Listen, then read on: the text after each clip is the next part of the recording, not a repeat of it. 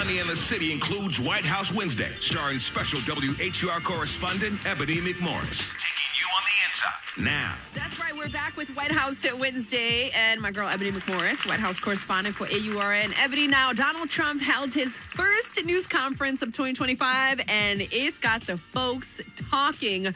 Give us your take. Yeah, Sonny, it was a lot. Held at Mar-a-Lago. This wasn't just a press conference. It was in part some spectacle, part grievance airing, and part policy pitch, right? And however you may view it, we cannot ignore it. He laid out a mix of bold claims, controversial plans, and sweeping promises that, if implemented, could reshape key areas of our government and economy. All right, so I want you to give us the highlights or the lowlights.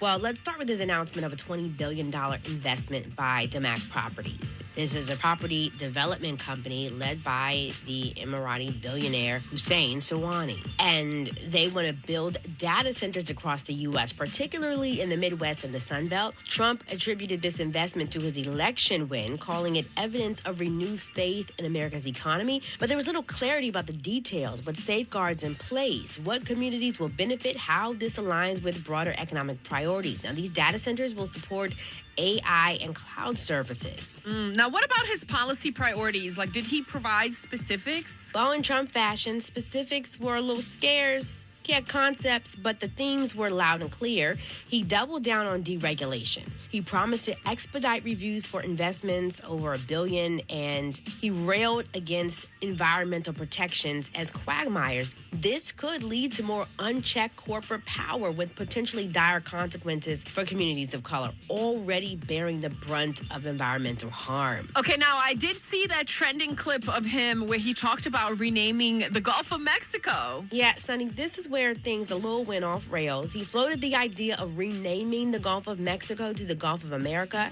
but it didn't stop there. He suggested military and economic leverage to acquire Greenland, calling it essential for national security, and hinted that Canada should become the 51st state because, in his words, we spend billions protecting them. Canada wasn't having it, and Prime Minister Justin Trudeau said not a chance in hell, and a member of Parliament snapped back, then invited Illinois, Oregon, Washington to join Canada instead because of free health care, free education, a woman's right to control her body. Now, let me add this. What about the Panama Canal? Well, he resurrected the old grievance about Jimmy Carter. May he rest and please get some peace.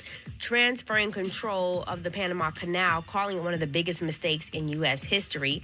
He claimed China is now running it and implied military action could be on the table to secure it. And he talked about using military force to acquire Greenland. Sonny, these are the kind of statements that sound theoretically but could rattle global allies and heighten tensions in international relations. No, some of this is not going to happen, but what will happen with some of our other relations? So with all of this, what's your concern for the Black and brown communities? We're at a critical juncture. Policies like environmental rollbacks could exacerbate health disparities in Black and brown and low-income neighborhoods, while economic strategies favoring big corporations often leave smaller Black-owned businesses behind. Let us not forget about his stance on voting rights and the judiciary. It is all interconnected and signals in a direction that we must closely watch. Well, the press conference may have been a little messy, but it signals Trump's intentions, right? Reshaping the narrative, pushing policies that will impact all of us, whether you voted for him or not. I'm already expecting a huge rollback of things that the Biden administration put in place. We will see what happens and to whose expense. So whether it's at the state, federal, local level, we got to stay informed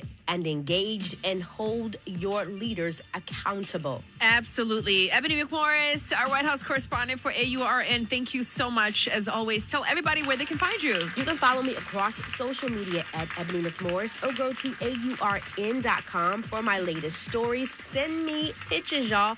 I'd love to know what you want to hear about today. I'm headed to the White House where the vice president is going to carry on the tradition of adding her signature to the drawer of her desk. Aside from covering the White House, I am going to be digging into stories about the loss of Black land and some of the sabotage between the loss of Black businesses. Always working on some really incredible things. Ebony, thank you so much.